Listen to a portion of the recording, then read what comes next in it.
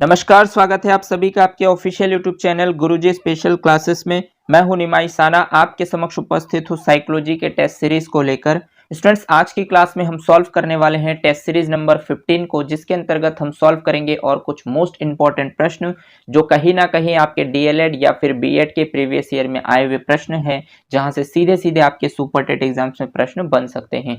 तो चलिए शुरू करते हैं आज की क्लास और जानते हैं आज की क्लास का पहला क्वेश्चन। और इस टेस्ट सीरीज का 281 क्वेश्चन आपके स्क्रीन पर है। क्वेश्चन नंबर 281 में आपसे पूछा गया स्टूडेंट्स कि कौन सा प्रकृति प्राप्त टीएलएम नहीं है। प्रकृति प्राप्त का मतलब होता है स्टूडेंट्स नेचर से रिलेटेड जो टीएलएम है, यानी टीएलएम का फुल फॉर्म आप जानते हैं टीचिंग लर्निंग मटेरियल, जिसे हम बोलते हैं शिक्षण अधिगम सामग्री।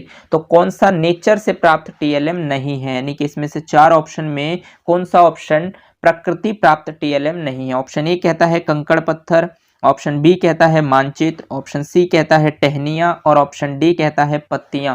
तो आपको बताना है कि अगर आप बच्चों को कक्षा में पढ़ाते हैं और आप टीएलएम का यूज करते हैं तो इन चार ऑप्शनों में कौन सा टीएलएम जो है वो नेचर से रिलेटेड नहीं है, नेचर से अलग है। तो यहाँ पर स्टूडेंट्स, अगर आप बच्चों को पढ़ाने के दौरान कंकड़ पत्थर यूज करते हैं तो ये नेचर से रिलेटेड टीएलएम है।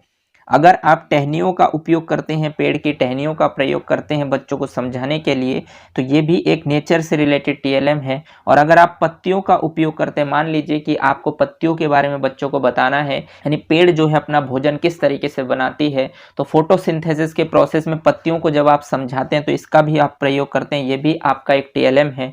बट मानचित्र का आप जो प्रयोग करते हैं स्टूडेंट्स, इसका प्रयोग कर सकते हैं बट ये नेचर से रिलेटेड नहीं है, ये मनुष्य के द्वारा बनाया हुआ है मानचित्र, यानी कि मानव निर्मित है, ये प्रकृति से प्राप्त नहीं है। इसलिए इस क्वेश्चन का राइट ऑप्शन हो जाएगा आपका ऑप्शन नंबर बी, क्योंकि मानचित्र जो है वो प्रकृति प्राप्त टीएलएम नहीं है। और यही आपसे पूछा गया है कि कौन सा प्रकृति प्राप्त टीएलएम नहीं है, इसलिए इस क्वेश्चन का राइट ऑप्शन हो जाता है आपका ऑप्शन नंबर बी। उम्मीद करता हूं कि आप क्वेश्चंस को देखकर समझ पाए कि किस तरीके के प्रश्न आपके बीएड और डीएलएड के प्रीवियस ईयर में आए हुए हैं, और सीधे सीधे प्रश्न आपके सुपर टेट एग्जाम्स में यहीं से ही उठाए जाते हैं। चलिए आगे बढ़ते हैं और देखते हैं नेक्स्ट क्वेश्चन आपसे क्या कहता है। तो नेक्स्ट क्वेश्चन नंबर 282 यानी 282 में आपसे पूछा गया है कि शिक्षण का सामान्य सिद्धांत नहीं है। देखिए, शिक्षण यानी टीचिंग का सामान्य सिद्धांत नहीं है। स्टूडेंट्स, ये नहीं है वाले क्वेश्चन ज्यादातर पूछे जाते हैं जब एग्जामिनर को टफ पेपर तैयार करना होता है, तो वो मैक्सिमम नहीं है वाले क्वेश्चन को उठाते हैं, क्योंकि नहीं है वाले क्वेश्चन में 3 ऑप्शन आपके राइट होते हैं और 1 ऑप्शन गलत होता है और उसको छांटना होता है। मोस्टली ये इस तरीके के प्रश्न आपको सीटेट में भी देखने को मिलते हैं। तो शिक्षण का सामान्य सिद्धांत नहीं है पूछा गया है। ऑप्शन ए कहता है क्रियाशीलता का सिद्धांत, ऑप्शन बी कहता है रुचि का सिद्धांत, ऑप्शन सी कहता है नियोजन का सिद्धांत और ऑप्शन डी कहता है परिणाम का सिद्धांत। तो आपको बताना है इसमें से कौन सा सामान्य सिद्धांत नहीं है। स्टूडेंट्स, आपको मैंने शिक्षण अधिगम के सिद्धांत टॉपिक के अंतर्गत जितने भी शिक्षण अधिगम के सिद्धांत होते हैं उन सभी सिद्धांतों को मैंने डिटेल में बताया है। शिक्षण सूत्र बताए, शिक्षण की विधियों को बताया, शिक्षण की प्रविधियों को बताया है, सभी चीज़ों को डिटेल में बताया। अगर आपने वो क्लासेस बहुत अच्छे से की तो आपको रियलाइज होगा कि इस क्वेश्चन का राइट ऑप्शन क्या हो सकता है, क्योंकि उसमें मैंने आपको क्रियाशीलता का सिद्धांत भी पढ़ाया जो कि एक शिक्षण का सामान्य सिद्धांत होता है, रुचि का सिद्धांत भी इसका सामान्य सिद्धांत होता है और नियोजन का सिद्धांत भी होता है, लेकिन कहीं पर भी मैंने आपको परिणाम का सिद्धांत नहीं पढ़ा। इसका मतलब इस क्वेश्चन का राइट ऑप्शन बनता है आपका ऑप्शन नंबर डी। उम्मीद करता हूं कि आप भी क्वेश्चन के राइट ऑप्शन तक इजीली पहुंच पाए होंगे। चलिए आगे बढ़ते हैं और देखते हैं नेक्स्ट क्वेश्चन आपसे क्या कहता है। तो नेक्स्ट क्वेश्चन नंबर 283 आपसे कहता है कि छात्र की शिक्षा सर्वदा स्थूल वस्तु तथा तथ्यों से होनी चाहिए, शब्दों, परिभाषाओं तथा नियमों से नहीं। यह परिभाषा, देखिए इन्वर्टेड कोमा में आपके पास ये परिभाषा गिवन है कि छात्र की जो शिक्षा है सर्वदा, यानी सर्वदा का मतलब हमेशा स्थूल वस्तु, स्थूल वस्तु का मतलब स्टूडेंट्स वो है कि जो मूर्त वस्तु है जिसको आप बच्चों को दिखा सकते हैं, ऐसे तथ्य आपको दिखाने हैं जो बच्चे देख सकते हैं, इनसे रिलेटेड बच्चों की शिक्षा होनी चाहिए हमेशा, कभी भी शब्दों से या फिर परिभाषाओं से या फिर नियमों से नहीं होनी चाहिए। ये परिभाषा किसकी है ये आपसे पूछा गया है। ऑप्शन ए कहता है अरस्तू की, ऑप्शन बी कहता है महात्मा गांधी की, ऑप्शन सी कहता है पेस्टालॉजी की और ऑप्शन डी कहता है हर्बर्ट स्पेंसर की। स्टूडेंट्स, ये सभी प्रश्न आपके डीएलएड और बीएड के प्रीवियस ईयर में पूछे गए हैं। देखिए, ये वही सिलेक्टेड कथन है जिनको मैं आपको बता रहा हूँ हूँ, क्योंकि ये आपके प्रीवियस ईयर में आए हुए हैं, सीधे सीधे एग्जामिनर वहीं से उठाएंगे, क्योंकि वो जानते हैं कि या तो आपने बीएड किया होगा या फिर डीएलएड किया होगा। तो अगर आपने रेगुलर बेसिस पर किया होगा तो इन सभी चीज़ों को आप प्रैक्टिकली वे में पढ़ कर आए होंगे, किताबों से पढ़ा होगा, उसको इम्प्लीमेंट किया होगा अपनी कक्षा के दौरान, टीचिंग लर्निंग प्रोसेस के दौरान, तभी आप बीएड या फिर डीएलएड क्वालिफाई करके आए होंगे, ऐसा मानते हैं एग्जामिनर। और अगर आप ऐसा करके आए वास्तव में रेगुलरली, तो इन प्रश्नों के राइट ऑप्शन तक आप इजीली पहुंच पाएंगे। और अगर आप नहीं पहुंच पाए या फिर आपने रेगुलर बेसिस पर क्लासेस अटेंड नहीं की है, तो इसके लिए आपको टॉपिक को बहुत अच्छे से अध्ययन करना होता है। अगर आपने नहीं की तो आप इस चैनल की प्लेलिस्ट पर जाकर सभी टॉपिक को 1 बाय 1 आपको दिया गया है, जो भी आपके सुपर टेट में सिलेबस दिया गया है साइकोलॉजी का, उन सभी टॉपिक्स को मैंने 1 बाय 1 कवर कराए हैं विद प्रैक्टिस सेट के साथ। अगर आप उन सभी प्रश्नों को और टॉपिक को पढ़ते हैं, यानी कि पहले कंटेंट को समझते हैं फिर क्वेश्चंस को प्रैक्टिस करते हैं, तो आपको रियलाइज हो जाएगा कि कंटेंट को किस तरीके से पढ़ना होता है, टॉपिक को किस तरीके से स्टडी करना होता है और उनसे रिलेटेड क्वेश्चंस किस तरीके से पूछे जाते हैं। और अब जो मैं आपके सामने टेस्ट सीरीज लेकर आया हूँ, ये सीधे सीधे आपके डीएलएड और फिर बीएड के प्रीवियस ईयर के सिलेक्टेड क्वेश्चन है। अगर आप इन प्रश्नों को सॉल्व करते हैं तो आप सुपर टेट में 30 आउट ऑफ 30 ईजिली स्कोर कर सकते हैं। लेकिन कंडीशन ये है कि आपको समय समय पर इसको रिवाइज करना होगा, क्योंकि जो भी 2 या 3 क्वेश्चंस आपके मिस्टेक होते हैं वो रिवीजन की कमी के कारण होते हैं। जब आप रिवाइज करते हैं तो आप कॉन्फिडेंट होते हैं और आप राइट ऑप्शन तक इजीली पहुंच सकते हैं। तो स्टूडेंट्स, ये जो कथन है इसमें बताया गया है सीधा सीधा कि छात्रों को शिक्षा हमेशा जो है स्थूल वस्तु और तथ्यों के साथ होनी चाहिए, शब्दों और परिभाषा और नियमों से नहीं होनी चाहिए। ये कथन किसका है? तो ये कथन स्टूडेंट्स आपका है हर्बर्ट स्पेंसर का। यहाँ पर एक बात स्टूडेंट्स मैं आपको बता दूं कि ये जो क्वेश्चंस है ये आपके लिए है, ना कि बच्चों के लिए। देखिए, आपके यूपी टेट और सुपर टेट जैसे एग्जाम्स में मेरे हिसाब से तो ऐसा नहीं होना चाहिए कि वो इस तरीके के परिभाषाएं या नियम डायरेक्ट पूछ ले, क्योंकि इतना आप अध्ययन नहीं कर सकते कि किस साइकोलॉजिस्ट ने कौन सी किताब में अपने कथन दिए। और अगर आप हर एक टॉपिक में इस तरीके से छांटने जाएंगे तो मेन बात यह है कि इससे कभी भी आपके माइंड का डेवलपमेंट नहीं होता है, सिर्फ और सिर्फ आप क्या करते हैं, रट्टा मारते हैं, क्योंकि आप यहाँ पर रटते हैं चीज़ों को। और मेरे हिसाब से आपसे ऐसे क्वेश्चंस पूछे जाने चाहिए जो आपकी अंडरस्टैंडिंग पर बेस्ड हो, जिस तरीके से सीटेट के एग्जाम्स में क्वेश्चंस पूछे जाते हैं। लेकिन यूपी टेट और सुपर टेट वालों का पैटर्न थोड़ा ऐसा ही होता है, वो हर तरीके के क्वेश्चंस पूछते हैं, फैक्चुअल क्वेश्चंस भी पूछते हैं, रटने वाले क्वेश्चंस भी पूछते हैं और आपके अंडरस्टैंडिंग बेस्ड क्वेश्चंस भी पूछते हैं। मुझे ये समझ में नहीं आता कि ये एनसीएफ 2005 के खिलाफ जाकर कैसे क्वेश्चंस पूछते हैं, क्योंकि एनसीएफ 2005 में भी आपको सीधा सीधा बताया गया है कि रटना मना है, आपकी एनईपी में भी बताया गया है, लेकिन फिर भी इस तरीके से क्वेश्चंस पूछते हैं। इसीलिए आपको इन सभी कथनों को अच्छे से कवर करना होगा। उम्मीद करता हूं कि आप इस क्वेश्चंस के राइट ऑप्शन तक पहुंच पाए होंगे, क्योंकि इस क्वेश्चंस का right option option number D, Herbert Spencer. चलिए आगे बढ़ते हैं और देखते हैं नेक्स्ट क्वेश्चन आपसे क्या कहता है। तो नेक्स्ट क्वेश्चन नंबर 284 आपसे कहता है प्रयोग प्रदर्शन विधि सर्वाधिक उपयोगी। देखिए, प्रयोग प्रदर्शन विधि यानी कि जब आप एक्सपेरिमेंट करते हैं तो एक्सपेरिमेंटल जो मेथड्स होते हैं ये सर्वाधिक उपयोगी, यानी कि सर्वाधिक उपयोगी कब है? ऑप्शन ए कहता है विज्ञान शिक्षण में, ऑप्शन बी कहता है भाषा शिक्षण में, ऑप्शन सी कहता है इतिहास शिक्षण में और ऑप्शन डी कहता है नागरिक शास्त्र शिक्षण में। तो स्टूडेंट्स, आपने देखा होगा कि जो प्रयोग हम एक्सपेरिमेंट करते हैं वो साइंस की कक्षाओं में हम करते हैं, इसलिए इस क्वेश्चन का राइट ऑप्शन हो जाता है आपका ऑप्शन नंबर ए। बाकी जो तीनों ऑप्शन स्टूडेंट्स बकवास है, क्योंकि जब आप एक्सपेरिमेंट करते हैं तो आप लैंग्वेज में एक्सपेरिमेंट तो नहीं करते, ना ही इतिहास में करते हैं, इतिहास आप किसी की बदल नहीं सकते, और ना ही नागरिक शास्त्र में करते हैं। आप एक्सपेरिमेंट करते हैं साइंस की कक्षाओं में, इसलिए इस क्वेश्चन का राइट ऑप्शन बनता है आपका ऑप्शन नंबर ए। कुछ क्वेश्चन ऐसे भी होते हैं स्टूडेंट्स कि जिनको आप नहीं भी पढ़ते हैं लेकिन फिर भी अपनी अंडरस्टैंडिंग बेसिस पर भी क्वेश्चंस के राइट ऑप्शन तक पहुंच सकते हैं। और साइकोलॉजी में चारों के चारों ऑप्शन आपके रॉन्ग नहीं होते हैं। मैं बार बार आपको बताता हूं कि चारों के चारों ऑप्शन आपको पढ़कर सबसे बेस्ट ऑप्शन तक पहुंचना होता है। अगर आप मेरे सभी टेस्ट सीरीज और प्रैक्टिस सेट को सॉल्व करते हैं तो मैं आपको हर एक ऑप्शंस को क्लियर करता हूं ताकि आपकी अंडरस्टैंडिंग डेवलप हो सके। अगर आपके सामने कभी नए क्वेश्चंस बनते हैं, उन क्वेश्चनों के राइट ऑप्शन तक आप इजीली पहुंच पाए। उम्मीद करता हूं कि आप मेरी बातों को समझ पा रहे हैं और इस क्वेश्चंस के राइट ऑप्शन तक भी इजीली पहुंच पाए होंगे। चलिए आगे बढ़ते हैं और देखते हैं नेक्स्ट क्वेश्चन आपसे क्या कहता है। तो नेक्स्ट क्वेश्चन नंबर 285 आपसे कहता है कि सूक्ष्म अवलोकन व निरीक्षण शक्ति के विकास में सहायक शिक्षण प्रविधि। देखिए, सूक्ष्म अवलोकन यानी कि जब आप अवलोकन करते हैं, एनालिसिस करते हैं, तो बहुत ही सूक्ष्म चीज़ों का एनालिसिस कैसे करते हैं, अपने निरीक्षण शक्ति का विकास कैसे करते हैं, इसके लिए सहायक शिक्षण प्रविधि कौन सी है। यानी कि सूक्ष्म अवलोकन और निरीक्षण शक्ति के विकास में जो हेल्पफुल शिक्षण प्रविधि है वो क्या है? ऑप्शन ए कहता है व्याख्या, ऑप्शन बी कहता है प्रश्न प्रश्नोत्तर, ऑप्शन सी कहता है कहानी और ऑप्शन डी कहता है पर्यटन। तो अगर आप देखेंगे, अगर आप बच्चों का सूक्ष्म अवलोकन करना चाहते हैं, आप उनकी निरीक्षण शक्ति का विकास करना चाहते हैं, तो इसके लिए बेस्ट जो सहायक शिक्षण प्रविधि है वो है प्रश्नोत्तर प्रविधि, क्योंकि इसके माध्यम से आप समझ पाते हैं कि बच्चे को कितना समझ आया है, टॉपिक उसको क्लियर हुआ है या नहीं, और मुझे किस तरीके से उसको समझाना चाहिए। तो अगर आप बच्चों का सूक्ष्म अवलोकन करना चाहते हैं या आप चाहते हैं कि उनकी निरीक्षण शक्ति का विकास हो, तो उसके लिए बेस्ट प्रविधि आपको यूज करना चाहिए प्रश्नोत्तर प्रविधि। बाकी सभी प्रविधि जो हैं वो इस क्वेश्चन के पॉइंट ऑफ व्यू से गलत हैं। चलिए आगे बढ़ते हैं और देखते हैं नेक्स्ट प्रश्न आपसे क्या कहता है। तो नेक्स्ट प्रश्न क्वेश्चन नंबर 286 आपसे कहता है कि छात्रों के पूर्व ज्ञान की जानकारी लेने हेतु प्रयुक्त शिक्षण कौशल। देखिए, अगर आप छात्रों के पूर्व ज्ञान यानी कि पिछले ज्ञान की जानकारी को लेना चाहते हैं तो इसके लिए उपयुक्त शिक्षण कौशल कौन सा है। ऑप्शन ए कहता है प्रस्तावना कौशल, ऑप्शन बी कहता है पुनर्वलन कौशल, ऑप्शन सी कहता है श्यामपट्ट लेखन कौशल और ऑप्शन डी कहता है उद्देश्य कथन कौशल।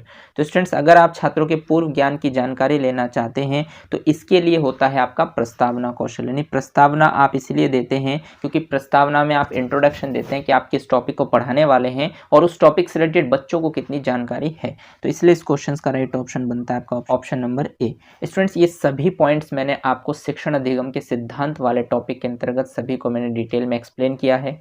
उसको अगर आपने देखा है तो आप ऐसे प्रश्नों के राइट ऑप्शन तक इजीली पहुंच सकते हैं। चलिए आगे बढ़ते हैं और देखते हैं नेक्स्ट क्वेश्चन आपसे क्या कहता है। तो नेक्स्ट क्वेश्चन नंबर 287 आपसे कहता है कि शिक्षण अधिगम हेतु दिया गया उद्दीपन, मार्गदर्शन, दिशाबोध और प्रोत्साहन है। यानी कि शिक्षण अधिगम यानी टीचिंग लर्निंग के लिए जो दिया गया उद्दीपन है वो मार्गदर्शन है, दिशाबोध है और प्रोत्साहन है। ये कथन किसका है, ये आपसे पूछा गया। ऑप्शन ए कहता है बर्टन का, ऑप्शन बी कहता है रायबर्न का, ऑप्शन सी कहता है एंडरसन का और ऑप्शन डी कहता है रेमंड का। तो स्टूडेंट्स, शिक्षण अधिगम हेतु दिया गया उद्दीपन यानी कि शिक्षण अधिगम के लिए जो आप उद्दीपन देते हैं ये मार्गदर्शन को रिप्रेजेंट करते हैं, दिशाबोध को और प्रोत्साहन को रिप्रेजेंट करते हैं। ये कथन किसका है, तो ये कथन आपके हैं रायबर्न साहब का। इसलिए इस क्वेश्चन का राइट ऑप्शन हो जाता है आपका ऑप्शन नंबर ए।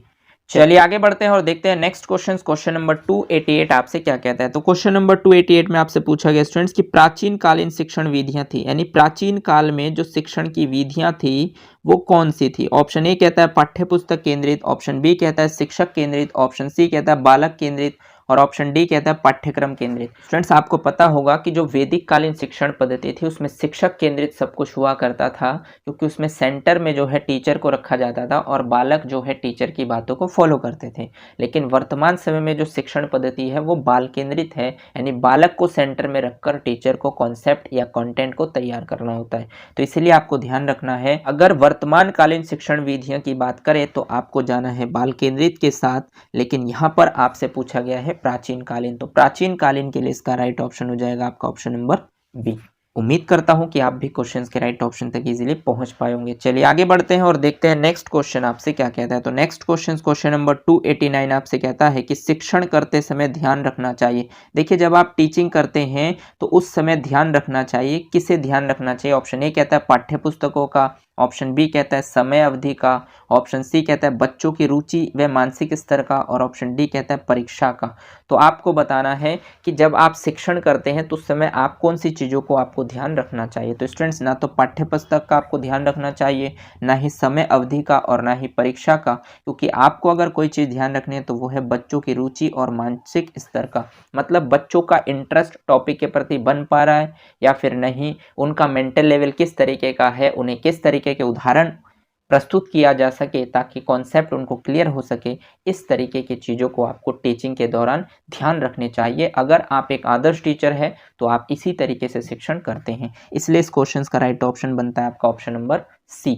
और इस तरीके के प्रश्न ही आपके सुपर टेट एग्जाम्स में बनते हैं, क्योंकि ये डीएलएड या फिर बीएड के एग्जाम में भी पूछे जा चुके हैं। चलिए आगे बढ़ते हैं और देखते हैं नेक्स्ट क्वेश्चन आपसे क्या कहता है। तो नेक्स्ट क्वेश्चन नंबर 290 आपसे कहता है कि शिक्षण को सुव्यवस्थित व प्रभावपूर्ण बनाने का माध्यम। देखिए, अगर आप शिक्षण को सुव्यवस्थित बनाना चाहते हैं, प्रभावपूर्ण यानी इफेक्टिव बनाना चाहते हैं, तो इसके लिए माध्यम क्या है, शिक्षण विधियां हैं, ऑप्शन बी कहता है गतिविधियां हैं, ऑप्शन सी कहता है अभ्यास कार्य है और ऑप्शन डी कहता है प्रश्न। अगर आप शिक्षण को यानी टीचिंग को अगर आप व्यवस्थित करना चाहते हैं, बेहतर तरीके से उसे इफेक्टिव पूर्ण बनाना चाहते हैं, मतलब आप इस तरीके से शिक्षण करें कि बच्चों को चीज़ें आसान लगे, वो चीज़ों को ज़्यादा से ज़्यादा समझ पाए, तो इसके लिए आपको क्या करना चाहिए? तो इसके लिए स्टूडेंट्स आपको करनी चाहिए शिक्षण विधियों का प्रयोग, क्योंकि अगर आप शिक्षण विधियों का प्रयोग करेंगे, मतलब अगर आप शिक्षण विधियों से परिचित होंगे, उनका इम्प्लीमेंट अपनी टीचिंग लर्निंग प्रोसेस के दौरान करेंगे, तो जाहिर सी बात है बच्चों को वो चीज़ें ईजी लगने लगेंगी। इसलिए इस क्वेश्चन का राइट ऑप्शन बनता है आपका ऑप्शन नंबर ए। चलिए आगे बढ़ते हैं और देखते हैं नेक्स्ट क्वेश्चन आपसे क्या कहता है। तो नेक्स्ट क्वेश्चन नंबर 291 आपसे कहता है कि शिक्षण विधियां आधारित होती है। देखिए जो शिक्षण की विधियां होती है वो आधारित होती है, मतलब बेस्ड होती हैं किस पर? ऑप्शन ए कहता है बच्चों की संख्या पर, ऑप्शन बी कहता है गतिविधियों पर, ऑप्शन सी कहता है शोध पर और ऑप्शन डी कहता है शिक्षण सूत्रों पर। तो स्टूडेंट्स आपको बताना है कि जो शिक्षण विधियां हैं वो आधारित मतलब बेस्ड किस पर होती हैं। तो आपको पता है कि जो शिक्षण की विधियां हैं वो शिक्षण सूत्रों पर आधारित होती हैं, क्योंकि आप शिक्षण अधिगम के सिद्धांत और शिक्षण विधियों के अंतर्गत सिर्फ और सिर्फ शिक्षण अधिगम से रिलेटेड कुछ सिद्धांतों को पढ़ते हैं, इनसे रिलेटेड शिक्षण सूत्रों को पढ़ते हैं, शिक्षण की विधियों को पढ़ते हैं, शिक्षण की प्रविधियों को पढ़ते हैं। तो इसका मतलब यह है कि जो शिक्षण की विधियां हैं वो आधारित है शिक्षण सूत्रों पर। इसलिए इस क्वेश्चन का राइट ऑप्शन बनता है आपका ऑप्शन नंबर डी। चलिए आगे बढ़ते हैं और देखते हैं नेक्स्ट क्वेश्चन आपसे क्या कहता है। तो नेक्स्ट क्वेश्चन नंबर 292 आपसे कहता है कि किंडरगार्टन शिक्षण पद्धति के जन्मदाता यानी कि किंडरगार्टन शिक्षण पद्धति के जनक कौन है, ये आपसे पूछा गया है। ऑप्शन ए कहता है फ्रोबेल, ऑप्शन बी कहता है मॉन्टेसरी, ऑप्शन सी कहता है हेलन पार्खस्ट और ऑप्शन डी कहता है हर्बर्ट। तो आपको बताना है कि किंडरगार्टन शिक्षण पद्धति के जनक कौन है। तो स्टूडेंट्स इस तरीके के प्रश्न आपके डीएलएड के प्रीवियस ईयर में पूछे जाते हैं, बीएड के प्रीवियस ईयर में पूछे जाते हैं और सीधे सीधे यही क्वेश्चंस आपके यूपी टेट में भी पूछे जाते हैं। मतलब ये फैक्चुअल प्रश्न भी यूपी टेट वाले पूछते हैं और इस तरीके से आपसे सुपर टेट में भी पूछा जा सकता है। तो आपको पता होगा कि किंडरगार्टन शिक्षण पद्धति के जो जनक है वो फ्रोबेल साहब है, इसलिए इस क्वेश्चन का राइट ऑप्शन है आपका फ्रोबेल। चलिए आगे बढ़ते हैं और देखते हैं नेक्स्ट क्वेश्चन आपसे क्या कहता है। तो नेक्स्ट क्वेश्चन नंबर 293 आपसे कहता है कि निम्नलिखित में से उपयुक्त शिक्षण सूत्र है। देखिए निम्नलिखित में से उपयुक्त, उपयुक्त का मतलब सही, एकदम बेस्ट शिक्षण सूत्र है कौन सा है? ऑप्शन ए कहता है अज्ञात से ज्ञात की ओर, ऑप्शन बी कहता है सूक्ष्म से स्थूल की ओर, ऑप्शन सी कहता है मूर्त से अमूर्त की ओर और ऑप्शन डी कहता है अंश से पूर्ण की ओर। तो आपको बताना है कि सबसे बेस्ट शिक्षण सूत्र इसमें से कौन सा है। उम्मीद करता हूं कि आप क्वेश्चंस के राइट ऑप्शन तक इजीली पहुंच पाए होंगे। ये प्रश्न भी आपके डीएलएड के प्रीवियस ईयर में पूछा गया स्टूडेंट्स। जब आपका जो डीएलएड कोर्स है बीटीसी के नाम से था तो 2017 के सेट में क्वेश्चंस पूछा गया है कि निम्नलिखित में से उपयुक्त शिक्षण सूत्र है। तो देखिए यहाँ पर एग्जामिनर ने एक माइंड गेम खेला, आपको अज्ञात और ज्ञात में फंसाया, मतलब आगे पीछे कर दिया। आपने शिक्षण सूत्र पढ़ा होगा ज्ञात से अज्ञात की ओर, लेकिन इन्होंने इसे उल्टा कर दिया अज्ञात से ज्ञात की ओर, और इस प्रकार का कोई शिक्षण सूत्र नहीं होता है, आपको पता है। ऑप्शन बी कहता है सूक्ष्म से स्थूल की ओर, देखिए ये भी गलत है क्योंकि आप पढ़कर आए स्थूल से सूक्ष्म की ओर। ऑप्शन सी कहता है मूर्त से अमूर्त की ओर, बिल्कुल सही है। और ऑप्शन डी कहता है अंश से पूर्ण की ओर, ये भी गलत है क्योंकि आप पढ़ते हैं पूर्ण से अंश की ओर। तो इसका मतलब देखिए स्टूडेंट्स तीनों ही ऑप्शन जो है एग्जामिनर ने खुद के तरफ से रखे हैं, क्योंकि वो जानते हैं कि बच्चा इसमें कंफ्यूज होगा। ज्ञात और अज्ञात देख के वो सोचेगा कि यहाँ पर ये हो सकता है। आपको लगेंगे कि आपने चारों ही शिक्षण सूत्र पढ़ रखे हैं, लेकिन ए बी और डी जो शिक्षण सूत्र है ये कभी आपने नहीं पढ़े। इनके वर्ड को, शब्दों को चेंज कर दिया गया है, आगे पीछे किया गया है और आपको कंफ्यूज करने के लिए। इस क्वेश्चन का राइट ऑप्शन है आपका ऑप्शन नंबर डी, क्योंकि आपने पढ़ा है मूर्त से अमूर्त की ओर एक शिक्षण सूत्र होता है। मतलब आप बच्चों को कोई मूर्त चीज दिखाते हैं और उससे रिलेट करते हुए आप अमूर्त चीजों के बारे में बताते हैं। जैसे मान लीजिए आप ईश्वर के बारे में बताते हैं, अल्लाह के बारे में बताते हैं, तो इसका मतलब क्या होता है यहाँ पर कि ईश्वर को ना तो आप कभी देख सकते हैं और ना ही आप कभी उनसे मिल सकते हैं, आप सिर्फ फील कर सकते हैं, महसूस कर सकते हैं। तो अगर आप ईश्वर की एक मूर्ति को रिप्रेजेंट करते हैं और उनसे रिलेट करते हुए आप ईश्वर की कल्पना करते हैं, तो इसको हम कहते हैं मूर्त से अमूर्त की ओर। फॉर एग्जाम्पल के लिए मान लीजिए आप भगत सिंह को तो कभी देख नहीं सकते, उनकी बायोग्राफी को पढ़ सकते, उनकी किताब को, लेकिन अगर मैं आपके सामने भगत सिंह की एक मूर्ति को आपके सामने रिप्रेजेंट करूं और उसके बाद आपको भगत सिंह के बारे में डिटेल में बताऊं कि ये हमारे देश के सबसे प्रमुख व्यक्ति रहे हैं, तो इसका मतलब ये हुआ कि आपको मैं मूर्त से अमूर्त चीजों की ओर लेकर जा रहा हूं। तो ये शिक्षण सूत्र आपका सही है, इसलिए इस क्वेश्चन का राइट ऑप्शन बनता है आपका ऑप्शन नंबर सी। चलिए आगे बढ़ते हैं और देखते हैं नेक्स्ट क्वेश्चन आपसे क्या कहता है। तो नेक्स्ट क्वेश्चन नंबर 294 आपसे कहता है कि प्रयोग प्रदर्शन विधि का गुण है। देखिए प्रयोग प्रदर्शन विधि का गुण क्या है, यानी कि जब आप प्रयोग करते हैं, एक्सपेरिमेंट करते हैं और उसको रिप्रेजेंट करते हैं एक्सपेरिमेंट को, तो इसका गुण क्या है। ऑप्शन ए कहता है सक्रिय वातावरण, ऑप्शन बी कहता है स्थायी ज्ञान, ऑप्शन सी कहता है मानसिक विकास में सहायक और ऑप्शन डी कहता है उपयुक्त सभी। देखिए जब आप प्रयोग यानी कि कोई एक्सपेरिमेंट करते हैं और उसको रिप्रेजेंट करते हैं तो कहीं ना कहीं वातावरण सक्रिय होता है और जो चीज़ें आप उस दौरान करते हैं, वो जो ज्ञान आप प्राप्त करते हैं बहुत लंबे समय तक आप किसी एक्सपेरिमेंट को करते हैं, तो इसका मतलब वो ज्ञान भी आपका स्थायी होता है क्योंकि आप प्रैक्टिकली करते हैं। और इससे क्या होता है कि आपके मानसिक विकास यानी मेंटल डेवलपमेंट में भी आपको हेल्प मिलता है। तो कहीं ना कहीं तीनों ही ऑप्शन राइट है, इसलिए इस क्वेश्चन का राइट ऑप्शन हो जाता है आपका ऑप्शन नंबर डी उपयुक्त सभी, यानी प्रयोग प्रदर्शन विधि के गुण, ये तीनों ही ऑप्शन बेस्ट है, इसलिए ऑप्शन नंबर डी हो जाएगा आपका। चलिए आगे बढ़ते हैं और देखते हैं नेक्स्ट क्वेश्चन आपसे क्या कहता है। तो नेक्स्ट क्वेश्चन नंबर 295 आपसे कहता है कि पर्यटन सर्वाधिक सहायक है। देखिए पर्यटन सर्वाधिक सहायक यानी सबसे ज्यादा हेल्प कहाँ पर करते हैं। ऑप्शन ए कहता है गणित शिक्षण में, ऑप्शन बी कहता है संगीत शिक्षण में, ऑप्शन सी कहता है भूगोल शिक्षण में और ऑप्शन डी कहता है भाषा शिक्षण में। तो आपको बताना है पर्यटन, मतलब पर्यटन का मतलब ये है स्टूडेंट्स कि आप एक जगह से दूसरी जगह भ्रमण करते हैं, तो भ्रमण सबसे ज्यादा हेल्प किस में करते हैं, तो वो करते हैं आपके भूगोल शिक्षण में, इसलिए इस क्वेश्चन का राइट ऑप्शन हो जाता है आपका ऑप्शन नंबर सी। और इस तरीके के प्रश्न ही आपके सुपर टेट एग्जाम्स में पूछे जाएंगे। उम्मीद करता हूं कि आप इस क्वेश्चन के राइट ऑप्शन तक इजीली पहुंच पाएंगे। चलिए आगे बढ़ते हैं और देखते हैं नेक्स्ट क्वेश्चन आपसे क्या कहता है। तो नेक्स्ट क्वेश्चन नंबर 296 आपसे कहता है कि खेल पर आधारित शिक्षण विधि। देखिए खेल पर आधारित यानी खेल पर बेस्ड जो शिक्षण विधि है वो क्या है। ऑप्शन ए कहता है किंडरगार्टन विधि, ऑप्शन बी कहता है प्रयोग विधि, ऑप्शन सी कहता है सामूहिक परिचर्या विधि और ऑप्शन डी कहता है जीवन इतिहास विधि। तो स्टूडेंट्स खेल पर जो आधारित यानी खेल पर बेस्ड जो शिक्षण विधि है वो है आपका किंडरगार्टन विधि, अभी आपने पढ़ा है, और किंडरगार्टन विधि के जनक है आपके फ्रोबेल साहब। तो इसलिए इस क्वेश्चन का राइट ऑप्शन हो जाएगा आपका ऑप्शन नंबर ए। चलिए आगे बढ़ते हैं और देखते हैं नेक्स्ट प्रश्न आपसे क्या कहता है। तो नेक्स्ट प्रश्न क्वेश्चन नंबर 297 आपसे कहता है कि शिक्षण का सूत्र नहीं है। देखिए शिक्षण का सूत्र नहीं है, तो कौन सा शिक्षण का सूत्र नहीं है ये आपको पहचानना है। ऑप्शन ए कहता है ज्ञात से अज्ञात की ओर, बिल्कुल ये एक शिक्षण सूत्र होता है क्योंकि जब आप बच्चों को पढ़ाते हैं तो आप बच्चों की जानकारी यानी आप जानना चाहते हैं कि बच्चों को कितनी चीजें ज्ञात है, पता है, और फिर आप उनसे रिलेट करते हुए आप नए ज्ञान को बच्चों को देते हैं, तो आप ज्ञात से अज्ञात की ओर ले जाते हैं। ऑप्शन बी कहता है पूर्ण से अंश की ओर। इसके लिए क्या होता है स्टूडेंट, जब भी आप किसी टॉपिक को पढ़ाते हैं तो आप सबसे पहले उसका पूर्ण ज्ञान देते हैं कि इस लेसन के अंतर्गत हम इन सभी चीजों पर बातचीत करेंगे, और फिर धीरे धीरे आप एक एक करके उसको कवर करते हैं। जैसे कि मैं आपको सबसे पहले सिलेबस बताता हूं, यानी सिलेबस का मतलब क्या है, पूरा पाठ्यक्रम आपको बता दिया कि मैं आपको ये सभी चीजें कराने वाला हूं, और फिर उसे वन बाय वन टॉपिक को कवर करता हूं, यानी कि पूर्ण से अंश की ओर जाता हूं।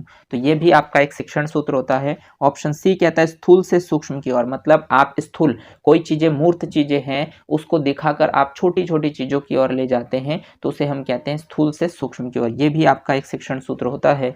बट प्रेरणा का सिद्धांत ये कोई शिक्षण सूत्र नहीं होता, और इसीलिए इस क्वेश्चन का राइट ऑप्शन हो जाएगा आपका ऑप्शन नंबर डी, क्योंकि आपसे क्वेश्चन में पूछा गया है कि कौन सा शिक्षण सूत्र नहीं है, तो प्रेरणा का सिद्धांत जो है वो कोई भी शिक्षण सूत्र नहीं है, इसलिए इस क्वेश्चन का राइट ऑप्शन है आपका ऑप्शन नंबर डी। चलिए आगे बढ़ते हैं और देखते हैं नेक्स्ट क्वेश्चन आपसे क्या कहता है। तो नेक्स्ट क्वेश्चन नंबर 298 आपसे कहता है कि शिक्षण के पूर्व ज्ञान पर ही नए ज्ञान को आधारित करना चाहिए। देखिए शिक्षण के पूर्व ज्ञान यानी कि जो शिक्षण है उसके पूर्व ज्ञान पर ही नए ज्ञान को आधारित करना चाहिए, मतलब ज्ञात से अज्ञात की ओर शिक्षण सूत्र का प्रयोग करना चाहिए, ये इस कथन में बताया गया है। अब आपसे पूछा है यह कथन किस शिक्षण सूत्र की ओर संकेत करता है। ऑप्शन ए कहता है ज्ञात से अज्ञात की ओर, ऑप्शन बी कहता है पूर्ण से अंश की ओर, ऑप्शन सी कहता है स्थूल से सूक्ष्म की ओर, और ऑप्शन डी कहता है सरल से कठिन की ओर। मतलब यह है स्टूडेंट्स कि जब आप शिक्षण करें तो आप बच्चों के पूर्व ज्ञान पर नए ज्ञान को आधार बनाएं, यानी पूर्व ज्ञान को आधार बनाकर आप बच्चों को नया ज्ञान प्रदान करें। तो इसका मतलब यह हुआ कि बच्चों को ज्ञात चीजों से अज्ञात चीजों की ओर ले जाए, क्योंकि नए ज्ञान तो उनको पता नहीं है तो वो अज्ञात है, और पूर्व ज्ञान उनको पता है तो उसको हम ज्ञात कहते हैं।